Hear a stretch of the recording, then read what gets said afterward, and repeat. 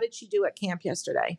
She was at the highest level on the stage was 3 for both initiating. So you told us that she was mute in school, and now she's progressed on day 1 of CommuniCamp into verbal. Yes. And what were the strategies that they used? Oh, there's a big list, and I can't remember. I think things where she's highly motivated, and then like you're sounds. saying, that when you distract her with a task that she's doing and that's motivating, we've noticed that when she's distracted doing something fun, she's more likely to start talking. And I do think they work sounds because you're in the blue group. So she talked about a feather. Yes. So they start. It's exactly right. So she may be an excellent candidate for sounds to words. And that's probably what they did to progress her because focusing on interest, focusing on distractibility, focusing on, asking choice and direct. That wasn't enough to push her into verbal in school. What I think the missing link is shaping sounds into words. From what I remember, what the counselors talked about at the debrief. I didn't read her report card, but everyone in your group progressed. Yeah. So that was the overwhelming strategy that really made the difference. So yes,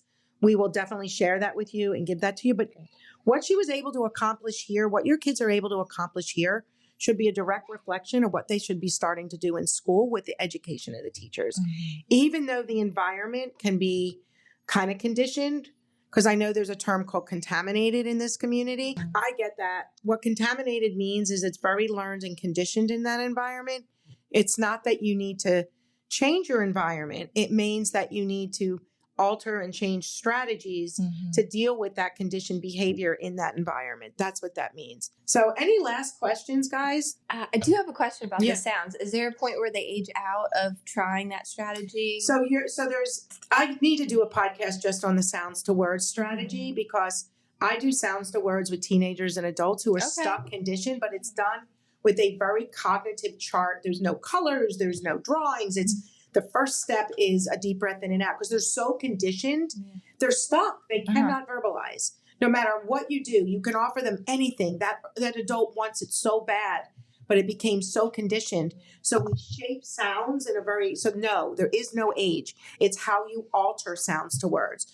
First, fun use, goofy use, shaping sounds into words as a young kid. Sometimes just blowing bubbles is the first step, but others it's charts. As they get older, it's a very concrete cognitive behavioral approach. That's why SCAT is very CBT based. It's all about their feelings, their understanding, and shaping their thought process and helping them see themselves in a way by kind of thinking through it and very much awareness, demystification, acknowledgement, and assessment. Also, is there any games that are already out there on Target shelf that I could go purchase to bring to parties that you would recommend? Matching games for young kids, matching games of their interest. So if they Spotted is a wonderful one. That one, that's awesome. Yeah. Guess Who, Guess Where. Headbands is a great one. I would have 3 games that you bring that your child likes. And there isn't a game. Like I have a girl that loves slime. So she has a slime recipe. So when she went to her Aunt Sally's house, she brought her slime recipe. And with Aunt Sally and one of the other aunts and one cousin, she was able to lead that activity because she loves slime. And so maybe she started finishing the mom's sentence where the mom said, first thing we need to add is, and she went. And then literally by the 4th question, she's like, let's add blue. And then all of a sudden it's, okay, put this over there. You saw the evolution. It's absolutely amazing. Yeah. And that was something that Jenna said too. I guess that's part of the bridge. I forget which stage, but doing the reading something. Anytime you're making a word, even if it's altered, like cat, right? That is verbal. So verbal is a really big stage. It's quiet 1 to 2 words to elaborative, initiative, and irregular, loud, regular volume. So it's a big stage and you have to be okay with quiet few words at first. And then as they're doing it, you start saying what, when, where questions. And then sometimes just writing it and reading their answer. So for every child I work with, every teen I work with, they have paper and pencil in my office. And so if I ask them an open-ended question and they're not able to answer it, but they're able to answer direct and choice, I say, why don't you write that down? And they write the whole sentence, then they read it. And then all of a sudden they're handling open-ended. And one of the things I said to you, and I want our listeners to hear, is interview games, guess who games, polls, surveys at holidays, like what you're like walking around the table. That's a great idea. Do you want apple pie or pumpkin pie if they're verbal, or going with a sibling, and if they're nonverbal, they're just handing it or pointing, or they're finishing your sentence? You know, do you want pumpkin pie? You know what I mean? And there is all ways to alter every game. Every game and activity that we do can be altered to every stage of communication. And sometimes when you start lower, they bridge right up just because you allowed them that buoy, and then they feel freer and their anxiety goes down. And then all of a sudden, that's why families are always so shocked. And you were when we first met Lucas. Absolutely. He became verbal right away. Kids at our center, a lot of them will become verbal really quickly. And they're like, how did you do that? Well, one, I didn't push them the minute I met them. I focused on you. I didn't focus on him. I sat down, we engaged first. I saw the comfort level, constantly like monitoring that and knowing what strategies to use. So that's like really important. So the quick and easy games are, what does your child like and what games can we use surrounding that? That's what you focus on, their interests first. And then from there, it can be any game based on their interests, like just handing out dinosaur stickers or truck stickers was great for Lucas because he was interested in the trucks. He was more motivated. The more motivated they are, the more they're going to want to find those games also at Target. And what time of the day are you going to go to Target? Not 2 p.m. Yes, see, you're learning. Yay.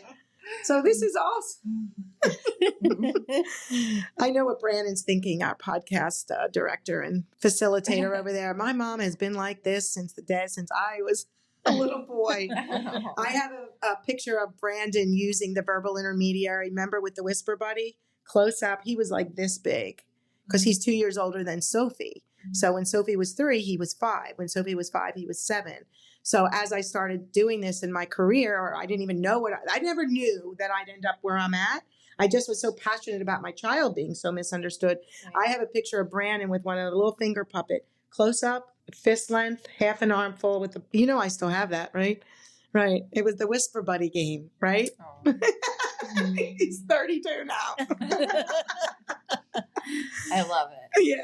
So this is just passionate for me. And I so appreciate your willingness to be here because I love this. This is like, I have such energy. This is energy for me. Yeah, I agree. Yeah, it's just been very energizing. It's so great to connect with other parents who get it, who understand what our challenge is and how hard it can be. And I do want to, I don't know if this will make it on the podcast, but just want to encourage parents who are just learning. We've been working on, our daughter was diagnosed at age 4. So we've been working on this for 3 years. And when she was first diagnosed, had a lot of self-blame about, I did everything wrong. I was accommodating her and reinforcing and all of that. And I thought it was going to be a really quick fix too. And so just to encourage people that even though it takes a long time, you see progress continuously, and that, there's a lot of other people who are dealing with the same things. And I mean, we just met, and like to see the energy just from day 1 to 2 in you, and the hope that you have and the progress she's made in one day. Yeah. So, and all that you're learning, that now it's like this, it's like, it's a scaffolding, right? You're learning, she's learning, you're learning, she's learning. And just by the way you question and talk to her is going to make a world of difference. Do you feel that? Do you feel your kids came home yesterday kind of feeling excited or invigorated? Bouncing off the walls. Oh, absolutely. So excited. Absolutely. Yeah, I think just knowing that she's now. Yeah. And the progress. Yep. Yeah. Yeah. It's really just very special. Yeah. Very hopeful. Yeah. Yeah, and I can't even begin to tell you how, like, I think about so many things in my life, and nothing gives me more energy than this, is seeing, like, this work be so real and affect people the way it does. I am so energized that for after camp, it takes me a week to recuperate because I'm so up with so much excitement to see the progress everyone makes and to share this knowledge with everyone. And then afterwards, because that you were up like this, it's like, I got to come down. I got to regroup because you've got so much energy right now. There's so much adrenaline going through. But honestly, from the bottom of my heart of hearts, your children are going to be great because you're doing all the right stuff. Like, you've got to know that. Mm-hmm. And the hope that you should have from this, because that no child should stay mute. None. If your child is going 10, 12, 20 days and making no progress, you've got to tweak the program. Right. And that's a lesson for families, because I don't get how people can go years and years with this. I don't. They should not have to. So I am just grateful for all of you for this. So thank you. And we're grateful for you. Yeah, thank you so much. Thank you. This is great. Thank you. Thank you so much. Thank you.